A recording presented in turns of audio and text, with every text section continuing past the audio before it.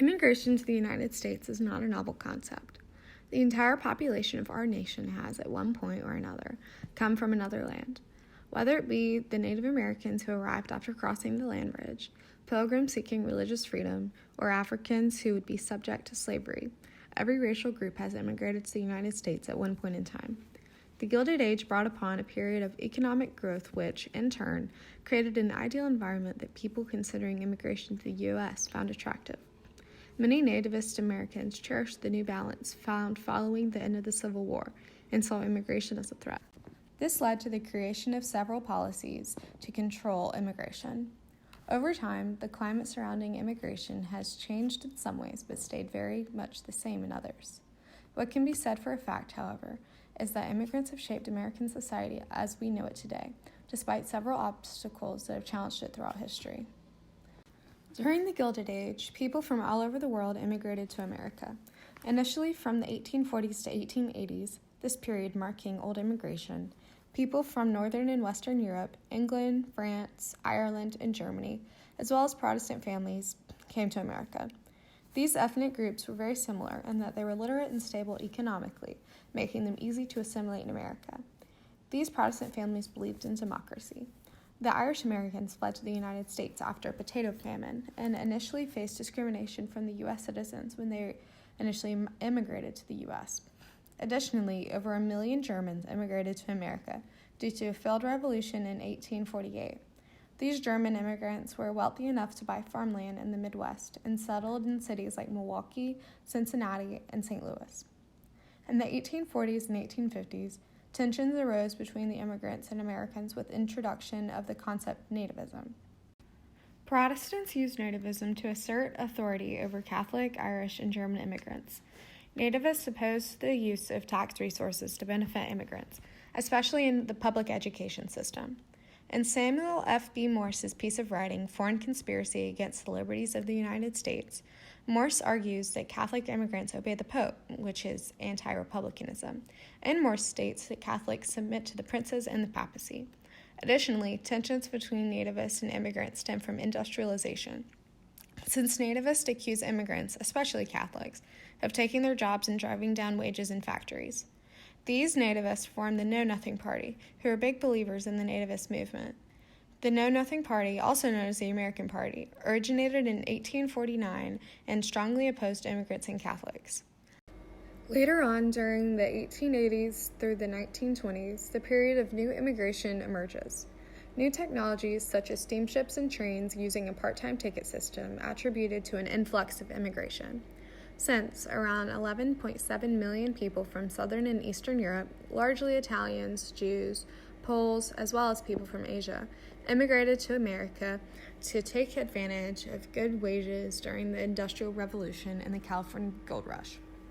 They also immigrated because of conflicts in their homeland.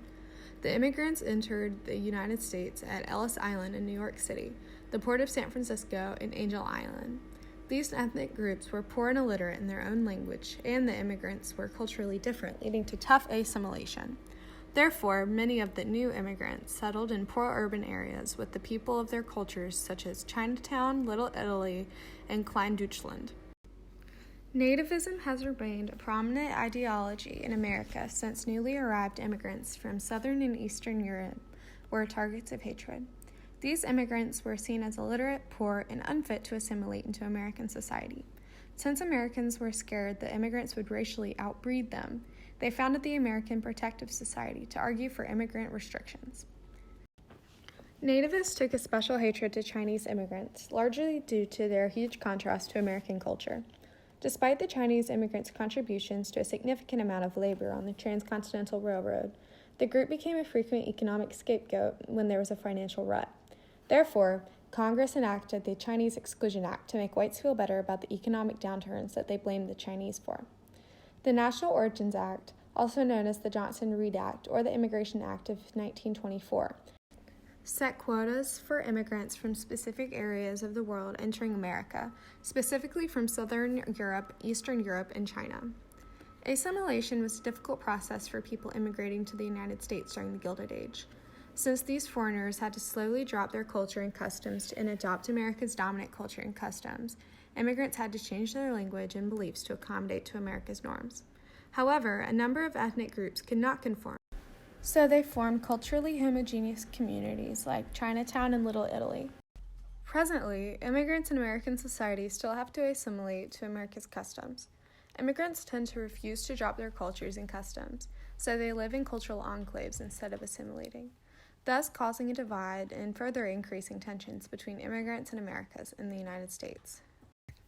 The melting pot theory applies to American society and refers to the mixing of many different cultures to create one unique one, with aspects from all of its components.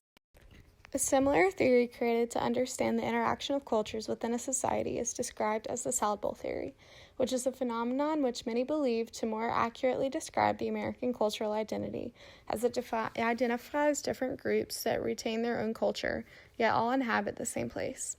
Immigration into the United States has pretty much always been difficult, and although at times we have tried to embrace the melting pot theory and welcome immigrants, this attitude has always been challenged by nativists who view outsiders as a threat. Every time we are faced with more immigrants, there is often backlash and the incoming party is demonized. America is not unique in this response, as many other countries also deal with immigrants negatively in pursuit of keeping peace among a like group of people. In theory, we embrace new cultures considering the fact that our motto is E pluribus unum. But in reality, new people are often treated negatively. Even though in these theories the different cultures are equal, in reality, the culture of white Americans is often treated as superior and is more mainstream. Today, we are still faced with many obstacles and challenges that arise from immigration. As we try to become more welcoming in modern society, the issue of finding a balance concerning the number of immigrants allowed into the U.S. sets itself at the forefront of American politics. Discussion of the development of a wall to protect American borders do not sound all that different from nativist perspectives of the Gilded Age, and there is a lot to learn from the history of immigration during the Gilded Age that can be applied to today's world.